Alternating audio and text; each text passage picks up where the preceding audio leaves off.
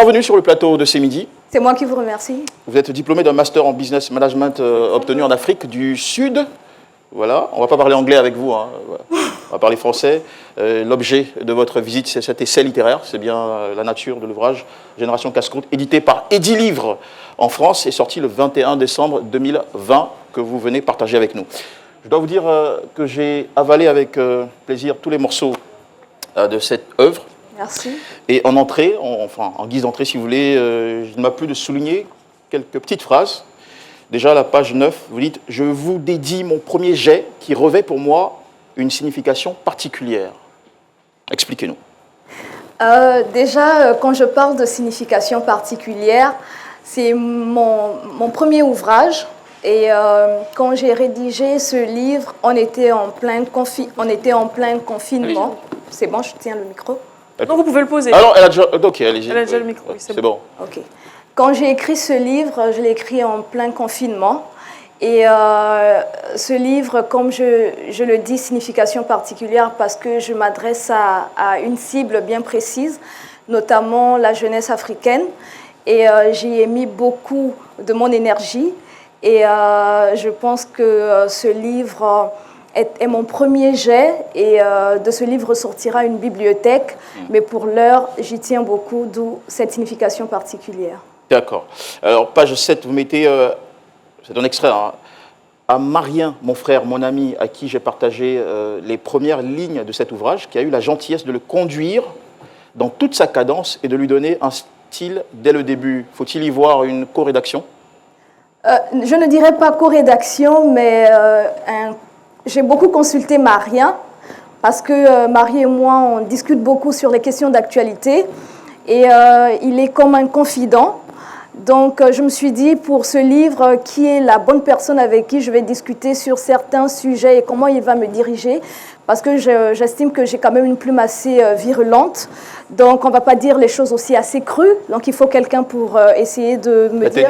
Voilà, d'atténuer, pour me dire, Sharon, ça, il faut le dire comme ça. Sharon, ça, il ne faut pas le dire ainsi. Et Marien était la bonne personne pour le faire. Donc, il m'a donné un style. Comme c'est mon premier livre, donc il a essayé de bien conduire ma plume. Donc il m'a donné un style pour que je puisse bien rédiger Génération Casse-Croûte. Alors on dit merci à Marien ou pas? Si, on dit merci à Marien.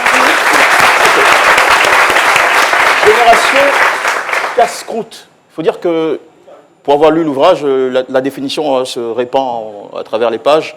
Elle s'explique franchement généreusement.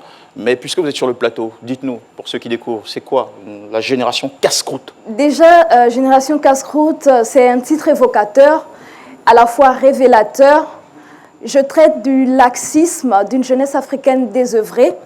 Et comme vous avez pu le constater dans Génération Casse-Croûte, je traite de plusieurs thématiques, à savoir la corruption effrénée, la violation des droits de l'homme, et aussi la facilité auquel fait face la jeunesse, la précarité, l'oppression, le manque de démocratie, la médiocratie qui fait de l'ombre à la méritocratie. Ce sont tous ces facteurs-là, toutes ces thématiques que j'aborde au sein du livre Génération Casse-Croûte. Donc dans ce livre, c'est juste une analyse d'un constat saumâtre que j'essaie de dépeindre chapitre par chapitre en véhiculant un message tout en ciblant des personnes bien précises. Alors vous me direz si je résume bien, mais il m'a semblé, peut-être pour une définition un peu plus simple, que la génération Casse-Croûte, c'est cette jeunesse africaine frappée par le chômage, suiviste, uniformisée, muselée, manipulée, endoctrinée, orientée à lutter pour défendre, je reprends vos expressions, vos termes, le roi et non la République, des jeunes spectateurs de leur destin. Oui, si vous avez remarqué, c'est un peu ce qu'on voit au sein de nos sociétés africaines. Ces jeunes qui, au lieu de se battre pour leur destin, qui, au lieu de se dire qu'ils sont le levier de changement de notre continent, ces jeunes sont je dirais, peut-être dans l'obligation de se mettre au bord du maître pour pouvoir survivre. Donc, c'est ce que j'essaie de présenter dans mon livre et j'aimerais bien préciser que je n'attaque pas, je ne condamne pas, je dénonce et j'interpelle. Et tout en interpellant, je propose aussi des pistes de solutions. Est-ce que je peux vous interpeller? Juste une petite minute. Voilà, Sharon, est-ce que vous avez déjà fait partie, un tant soit peu, de cette génération Casse-Croûte que vous dénoncez Je peux être... votre pavé?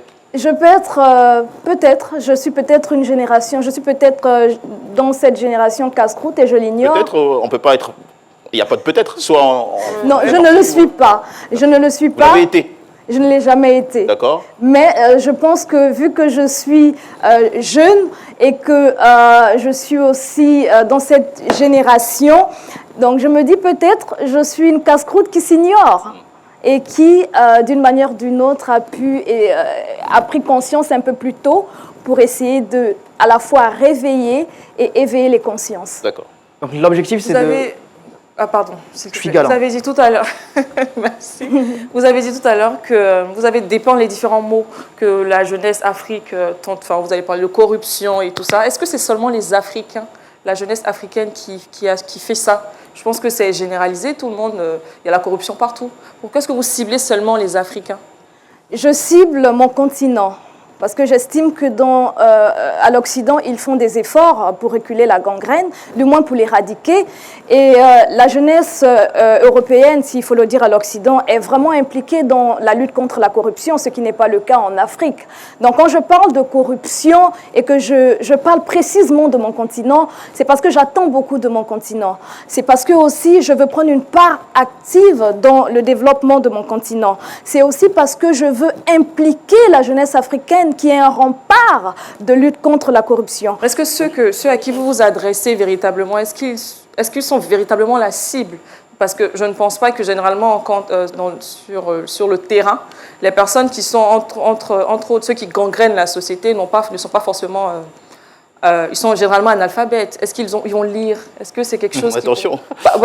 Parce que, oui, Pas que des analphabètes. Hein. Je dis généralement. Même les plus instruits sont... C'est généralement des analphabètes qu'on voit sur les... Donc je me demande, est-ce que écrire un livre, c'est la solution? Non, c'est pas. Ce que vous dites a un sens. Ce que vous dites a vraiment un sens. Vous êtes en train de me dire pourquoi cibler seulement ceux qui sont éduqués, pourquoi qui savent lire. Qui savent lire. Pourquoi ne pas cibler aussi ceux qui ne sont pas éduqués? Oui, est-ce que véritablement le fait d'écrire un livre, est-ce que cela règle définitivement le problème? Oui, cela règle pas définitivement le problème. Pour un temps soit peu, quand même. Pour un temps soit peu, cela éveille les consciences. Maintenant, pour ceux qui ne sont pas éduqués, je suis en train de réfléchir sur les mécanismes à mettre en place pour pouvoir toucher aussi ces cibles. D'accord. D'accord. Je lis ici, les réseaux sociaux sont le terrain de jeu privilégié de la dite jeunesse qui ne vous affronte jamais en live, face à face, par manque évident de courage et de maîtrise de soi. Par contre, planqués derrière un écran, ils sont très actifs et toujours à l'affût. Dès que vous émettez une critique ou une simple remarque concernant la gestion de votre ville, les larbins du maire vous tombent dessus pour défendre leur idole injustement brimée. Et ce syndrome circule dans les veines de la jeunesse, celle qui a fait le vœu de se nourrir des croûtes de pain pour devenir aujourd'hui la génération casse-croûte des faiseurs de rois au cœur du pouvoir. En français facile. Le commun des mortels. En français facile, je pense que nous tous ici, on a déjà été victimes de ça. Sur les réseaux sociaux, on vient dénoncer un fait. Vraiment quelque chose qui est visible. Et ceux-là qui sont à côté... ceux-là qui vivent dans un paradis doré vont venir nous attaquer, parfois nous traiter même d'opposants. Je me suis rendu compte qu'en Afrique, être opposant est une menace, est un danger.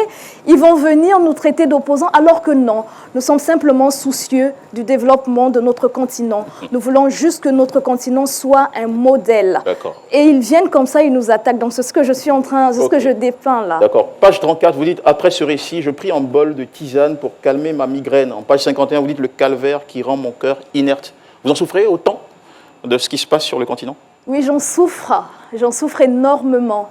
C'est pourquoi dans le livre, je dis, je prends un bol de tisane et pour essayer d'évacuer ma peine, parce que je veux vraiment voir une jeunesse responsable, consciente, éduquée.